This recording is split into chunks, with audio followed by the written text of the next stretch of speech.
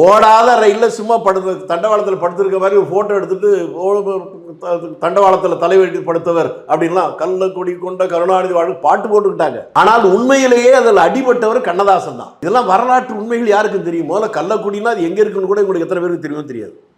டால்மியாபுரம் என்பது அந்த டால்மியாபுரம் என்பது அங்கே ஒரு சிமெண்ட் ஃபேக்ட்ரி. அது டால்மியா வச்சிருந்தார்.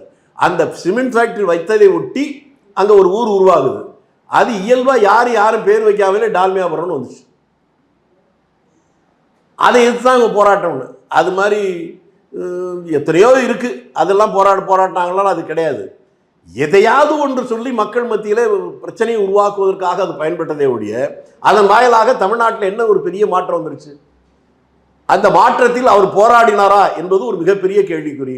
இது யாரும் இல்லை, சம்பந்தப்பட்ட கண்ணதாசனே பல முறை மேடையில் பேசியிருக்கார். அதனால் எல்லோருக்கும் அது இன்னொன்று சொன்னால் சிரிப்பீங்க. முதலாக சென்னை மாநகராட்சியில் திமுக ஜெயிக்குது. ஜெயிச்சதுக்கப்புறம் அண்ணா அவர்கள் என்ன பண்ணுறா, அதுக்கப்புறம் கூட்டத்தில் மேடையில் கண்ணதாசன் எல்லாம் இருக்கிறாங்க. அப்பவும் கண்ணதாசன் கடுமையாக உழைச்சார். அந்த தேர்தல் நேரத்தில் மேடையில் ஒரு உட்கார்ந்துருக்கும் போது இந்த தேர்தல் வெற்றிக்காக கடுமையாக உழைத்த தம்பி கருணாநிதிக்கு நான் ஒரு கடையாளி அறிவிக்கிறேன் அப்படின்னு சொல்கிறாரு. உடனே கண்ணதாசன் அதிர்ச்சி ஆகிறாரு. என்னடான்னு ஒரு மோதிரத்தை மாட்டி விடுறாரு. உடனே முடிச்ச உடனே என்னன்னா இப்படி பண்ணிட்டீங்க, நான் தானே ராத்திரி பகல் பாராமல் எவ்வளோ போராடினேன், எவ்வளோ அடிபட்டேன், உதப்பட்டேன். கருணாநிதி ஒன்று ஏன் அளவுக்கு பாதி கூட ஒரு ஒர்க் பண்ணலையே. உடனே அவர் சொன்ன பதில் இவர்கிட்ட, அவர் ஒரு பவுனுக்கு நாங்கள் மோதிரம் வாங்கி கொடுத்து போட சொன்னார், நீ ஒரு அரை பவுனுக்காக வாங்கி கொடுத்தீங்கன்னா நான் போட்டிருக்க போகிறேன். இதையும் வேற யாரோ சொல்ல, அதே கண்ணதாசனே பொது மேடையிலே சொன்னது, எல்லாம் ரகசியமே கிடையாது. ஆக இவர்கள் எல்லாமே விளம்பரத்திற்கு திட்டமிட்டு மக்கள் மத்தியில் தவறான செய்தியை உண்மை போல பரப்புகின்ற யுக்தி. அதை வரலாறாக பார்க்க முயற்சிக்கிறார்கள். அதுதான் இப்ப நமக்கு இருக்கிறது பெரிய பிரச்சனை. இன்னும் சொல்ல போனா 50 தலைவர்கள் அப்படின்னு சொல்லுவாங்க திமுகவில். அந்த 50 தலைவர்களில் கருணாநிதி இல்லை. இனி இன்னொன்னு சொன்னா உங்களை போன்ற இளைஞர்களுக்கு அப்படியாம்பீங்க. கட்சி தனியாக ஆரம்பிக்க போறோம்னு பெரியாரும் அண்ணாதுரையும் பிரிந்து போது அவரோடு நின்றவர்கள் யார் யார் என்று வர்ற நேரத்தில் கருணாநிதி ஆரம்பத்தில் அண்ணாதுரையோடு இல்லை. ஐயா ஆணையிடுகிறார், அண்ணா ஊழையிடுகிறார், இப்படிதான் அவர் சொன்னார். அதற்கப்புறம் 10-15 நாள் கழிச்சு தான் அவர் அண்ணா கூட சேர்றார். அப்புறம் 50 தலைவர்கள் யாருன்னா அண்ணாதுரை, நெடுஞ்செழிய, அன்பழகன், சத்தியவாணிமுத்து, மதியழகன், இவங்க தான், என்வி நடராஜன், இவங்க. இவர்களில் அந்த லிஸ்ட்லேயே இவர் கிடையாது. அதற்கு பின்னால் இப்படி வந்த உடனே வரும்போது ஆட்சி வந்த உடனேயே அமைச்சரவை லிஸ்ட் கொடுத்தாங்க 67. அதுல இவருடைய பேர் எத்தனாவதா இருந்து சொல்லுங்க. அதுலயே இல்லை. இவராக பற்றி நீங்க அதெல்லாம் இப்ப நம்ம பேசவே முடியாதுங்க. அவ்வளவு ஆபாசமெல்லாம் பேசியிருக்காங்க. எந்த மாதிரி சார் இப்படி? ஐயா, அதை இப்ப நம்ம பேசுறது அசிங்கம், நம்ம தகுதிக்கு குறைவு. முரசொலி பத்திரிகையில் வந்ததை மட்டும் எடுத்து படிச்சுக்கிட்டோம். விடுதலை பத்திரிகை, திராவிடர் கழக பத்திரிகை. அந்த விடுதலையிலும் முரசொலியிலும் 2 பேரும் மாறி மாறி எப்படியெல்லாம் விமர்சனம் பண்ணாங்கன்னு படிச்சா இன்றைக்கு இருக்கிற இளைஞர்களுக்கே கூச்சம் வரும். அவ்வளவு நாராசமாக ஆபாசமாக ஒருவரை ஒருவர் விமர்சித்துக் கொண்டார்கள். அப்படி இருந்துட்டு இப்போ ஏதோ பெரிய உண்மை கொள்கை லட்சியங்கிற மாதிரி பேசுவதுதான் அதான் விசித்திரம், வேதனை, வருத்தம்.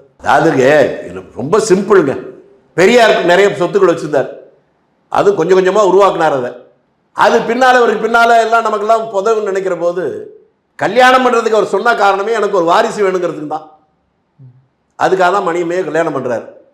ஒன்றே இனிமேல் நமக்கு இதெல்லாம் ஒன்றுமே வராது போலுன்னு நினச்சாங்க. அதனாலேயே அந்த காரணத்தை இவங்க பயன்படுத்த ஆரம்பித்தாங்க. நான் ஏன் இதை சொல்கிறேன்னா, இதை எதிர்த்து வெளியே வந்தவர்கள் இதில் எத்தனை பேர், உதாரணத்துக்கு ஒரு அன்பழகன் தன்னுடைய பெண்ணோடு கல்லூரியில் படித்த பெண்ணையே திரும்ப கல்யாணம் பண்ணிக்கிட்டார். உங்களுக்கு தெரியுமா?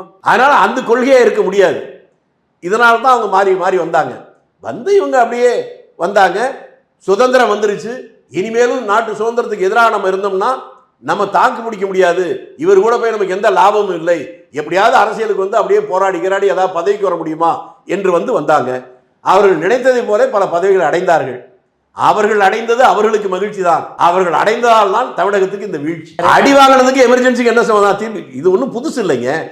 எமர்ஜென்சியில் யாரெல்லாம் விசாவில் கைது செய்யப்பட்டார்கள், நீங்க எமர்ஜென்சியில் 1000 பேர் கைது பண்ணிருக்கலாம். எமர்ஜென்சியில் என்ன கூட தான் கைது பண்ணாங்க. நான் கைதாயிருக்கேன், காங்கிரஸ் தலைவர். ஆனால் இவர் என்ன வேடிக்கைன்னு கேட்ட, நாங்க ஸ்தாபன காங்கிரஸ் இல்ல, திமுக ஆட்சி 30 ஜனவரி 30ஆம் தேதி வரலும் இருக்கு. இவங்களெல்லாம் கைது பண்ணது 76 ஜனவரி 30க்கு அப்புறம் தான் இவங்களை கைது பண்றாங்க. இது எமர்ஜென்சி பீரியட்ல கைதாகிறது வேற, மிசாவில் கைதாகிறது வேற. ஸ்டாலின் அந்த மிசா லிஸ்ட் இருக்கும், இன்னைக்கு இருக்கும். அதுல ஸ்டாலின் பேர் இருக்கா இல்லையான்னு பார்த்து சொல்லுங்க. வைகோ வெளியே போனதா? குடும்ப அரசியல்னாரு வெளியே போனாரு. அது மட்டும் இல்ல, அவர் 2 விஷயம் சொன்னாரு. குடும்ப அரசியல் ஸ்டாலினை கொண்டு வந்ததால தான் அவர் வெளியே போனதே. அப்படி சொல்லும்போது ஸ்டாலினுக்கு ஒண்ணுமே தெரியாது. ஒரு கிளைக்கழக செயலாளருக்கு இருக்க அரசியல் அறிவு கூட கிடையாது. ஈழத்தமிழர் பிரச்சனைன்னு சொன்னா சிலோனி சிவான்னு சொல்லுவாரு. அவரை போய் தன்னுடைய வாரிசா உருவாக்க நினைப்பது ஒரு காலம் ஏற்றுக்கொள்ள முடியாது. மூளை இருக்கிறவன், வெட்கம் இருக்கிறவன், மானம் இருக்கிறவன், சூடு இருக்கிறவன், சொரணை இருக்கிறவன் இந்த தலைமை ஏற்றுக்கொள்வானா அப்படின்னு சொல்லி தான் வெளியே வந்தாரு. இதுல கொடுமை என்னன்னு சொன்னா, அவர் சொன்னதை நம்பி ஒரு 10க்கு மேற்பட்டவர்கள் எரியூட்டி கொண்டார்கள் தனக்கு தாங்களே. அவங்கெல்லாம் இவர் சொல்றாருன்னு நினைச்சு வைகோ மீது இந்த நடவடிக்கையான்னு சொல்லி அவெல்லாம் பெட்ரோல் ஊத்திக்கிட்டு செத்தான். அந்த ஆவியெல்லாம் இவ்வளவு சும்மா விடுமா? இப்ப திரும்பி நீங்க எப்படி ஒண்ணாகிறீங்க? கொடுமைங்க எல்லாம். தமிழ்நாட்டு மக்கள் இதை புரிந்து கொள்ளும். அது ஜெயலலிதா கேட்கணுங்க. அவர் மாவீரர் ராஜா எப்படி கொலை பண்ண பாக்குறாங்க.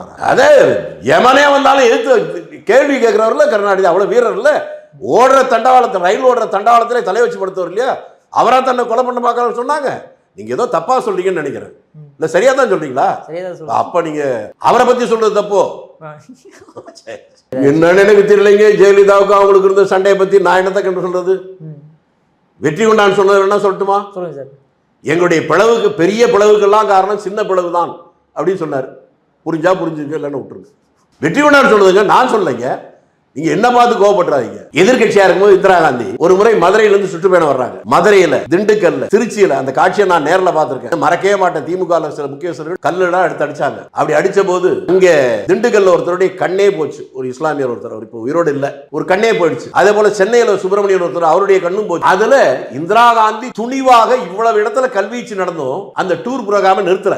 என்ன கொலை பண்ண பாக்குறாங்க, அழுவல வந்தாங்க. அப்படி வருகிற போது அடிபட்டு ரத்தம் ஊத்துது. அவரை காப்பாற்றுவதற்காக இன்னையும் உயிரோடு இருக்கக்கூடிய நெடுமாறன் அவர் குனிய வச்சு மேல அரண் போல 3-4 பேர் தாங்குறாங்க. அதுலதான் அந்த திண்டுக்கல்காரருக்கு கண்ணெல்லாம் போச்சு. இவங்க எல்லாம் அடிபட்டாங்க. இதையும் மீறி இந்திரா காந்திக்கு தலையில அடிபட்டு ரத்தம் ஊத்துது. அது அடுத்த நாள் பத்திரிகையில வருது. பத்திரிகையில வந்து கருணாநிதி சொன்னது என்ன? நாங்க தகராறு பண்ணி அதனால அடிச்சு இந்திரா காந்திக்கு ரத்தம் அல்ல, அது மாசத்துல 3 நாள் பெண்களுக்கு வர்ற ரத்தம். இதை விட ஒரு அசிங்கம் வேணுமா? இப்படியெல்லாம் சொல்லிட்டு அதுக்கப்புறமும் நேருவின் மகளே வருக, நிலையான ஆட்சியை தருக. கொள்கையில் அவ்வளவு உறுதியா இருக்கிறவங்க.